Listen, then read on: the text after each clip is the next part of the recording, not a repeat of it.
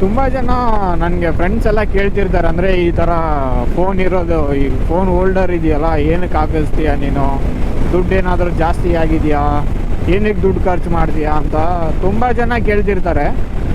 But ಇವತ್ತು ನಾನು correct ಆಗಿರೋ ರೀಸನ್ ಹೇಳ್ತೀನಿ ಏನು ಅಂತ. ಹಂಗೆ ಜಂಕ್ ಹೋಗ್ತೀನಿ ನೋಡ.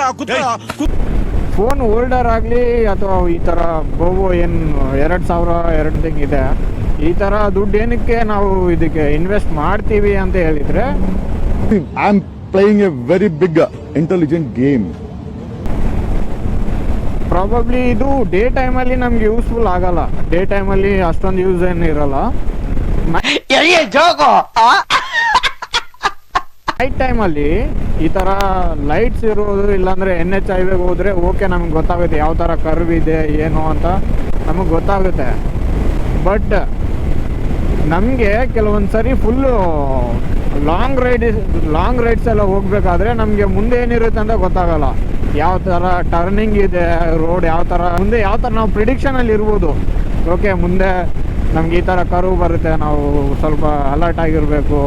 ಇಲ್ಲ ಅಂತಂದರೆ ಮುಂದೆ ಏನಾದರೂ ತುಂಬ ಟ್ರಾಫಿಕ್ ಇದೆಯಾ, ಓಕೆ ನಾವು ಮುಂದೆ ಟ್ರಾಫಿಕ್ ಇದೆ, ಇಲ್ಲಿ ನೋಡಿ ಟೇಕ್ ಫ್ಲೈಓವರ್ ಅಂತ ಬರ್ತಿದೆ.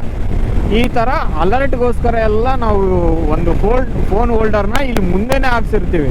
ಇದು ಯಾವುದಕ್ಕೋ ಏನೋ ಶೋಕಿ ಮಾಡೋಕ್ಕೋ ಅಥವಾ ಶೋ ಆಫ್ ಮಾಡೋಕ್ಕೋ, ಇಲ್ಲ ನನ್ನ ಹತ್ರ ಈ ಥರ ಇದೆ ನಾನೇನೋ ಈ ಆ ಒಂದು ಕಾನ್ಸೆಪ್ಟ್ ಶೋ ಆಫ್ ಮಾಡೋ ಕಾನ್ಸೆಪ್ಟಿಂದ ಅಲ್ವೇ ಅಲ್ಲ. ಈ ಥರ ಬೈಕರ್ಸ್ ಆಲ್ಮೋಸ್ಟ್ 99.99% ಏನು ಬೈಕರ್ಸ್ ಇದ್ದಾರಲ್ಲ, ಯಾವುದೇ ಅವರು ಇನ್ವೆಸ್ಟ್ ಮಾಡಿದ್ರು ಒಂದು ಶೋ ಆಫ್ಗೆ ಇನ್ವೆಸ್ಟ್ ಮಾಡಲ್ಲ. ಅದು ಇನ್ನಿರ್ತು ಈ ಥರ ಮೌಂಟ್ ಆಗಲಿ, ಫೋನ್ ಹೋಲ್ಡರ್ಸ್ ಆಗಲಿ, ಗೋಪ್ರೋ ಮೌಂಟ್ಸ್ ಆಗಲಿ, ಇದೆಲ್ಲ ತುಂಬ ಯೂಸ್ಫುಲ್ ಆಗಿರುತ್ತೆ ಒಂದು ಸೋಲೋ ರೈಡರ್ಗೆ. Thank you. ಅಷ್ಟೇ.